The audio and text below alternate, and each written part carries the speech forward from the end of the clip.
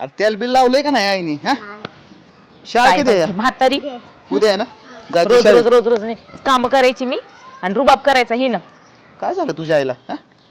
काय झालं? हा का वैतागली एवढी? काय झालं म्हणजे एकतर या घरात मी राहील नाही तर तुमची ती थेरडी आई राहील. काय झालं सांग तरी. काय झालं म्हणजे राब राब राबायचं मी आणि मग रुबाब करायचं त्या थेरडीनं. असू दे ग, वय झालंय तिचं. अरे तू समजून नाही घ्यायचं तर कोण घेणार समजून? हा मी ठेका घेतलाय ना काम करायचा नाही का. एक काम धड होत नाही आयत खाऊ. हे बघ, तुझी सासू आहे ती, आई आहे माझी. तू समजून नाही घ्यायचं तर कोण घेणार सांभाळून? घेते की सांभाळून, पण ही एवढी बोलणी ऐकायची का अजून तिची? असू दे, होईल सगळं व्यवस्थित. नको राग राग करू. काय व्यवस्थित होईल? हा काय व्यवस्थित होईल सांगा बरं.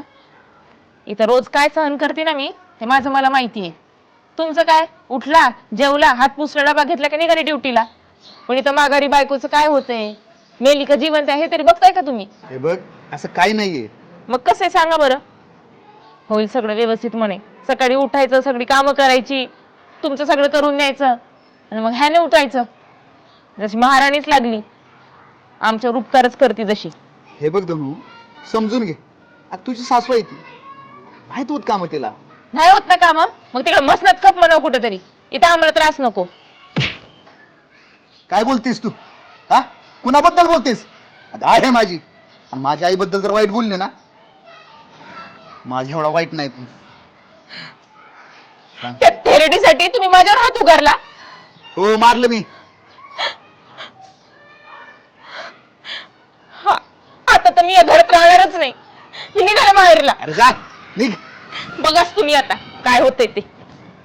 बा, जाऊ दे, त्याला जायचं इथे. हा? तू जाऊ नको. रामजत्रेला जाऊ आपण. हा पाळण्यात बसवतो तुला मोठे. जाऊ दे, तिला जायचं. सांगायला लागली आईने असं केलं नाही तसं केलं. कधी काय बघितलंय का? दादा पोराला इकडं चल रे. तो कुठे पण जाणार नाही. माझा पोरगा आहे, माझ्यापाशी राहील. तुला जायचंय ना, एकटी जा. अहो एका पोराला त्याच्या आईपासून वेगळं करताय. नरकात जसा शाप लागेल तुम्हाला. मला शाप लागेल. आणि तू काय करते? तू पण एका आईपासून एका पोराला तुटतीस का? तुझं पोरग तुझ्यापासून वेगळं केलं म्हणून तुला त्रास झाला. अगं माझ्या आईला किती त्रास होईल सांग ना. मला किती त्रास होईल. पाठीमागच्या वेळेस तुझ्या भावाच्या बायकोनं तुझ्या आईला घराबाहेर काढलं त्यावेळेस किती तळमळ वाटली तुला. तशीच तळमळ मला सुद्धा वाटते. तुला दुखावण्याचा हेतू नाहीये माझा. तू पण कोणाच तरी आहे. माझ्या आईबद्दल काय माहिती आहे तुला?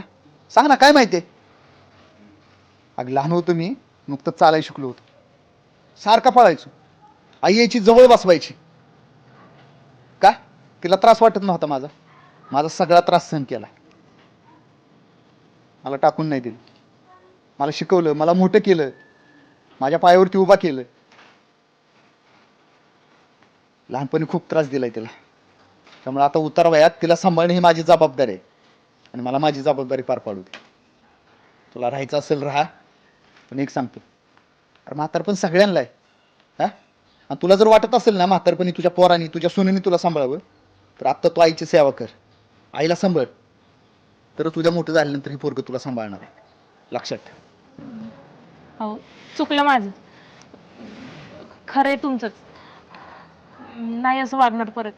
हा हा असं नाही वागणार परत. ओक, माझी माफी मागण्यापेक्षा जा आईची माफी माग. ते माझ्यासाठी चांगलं. जा जा बाळा.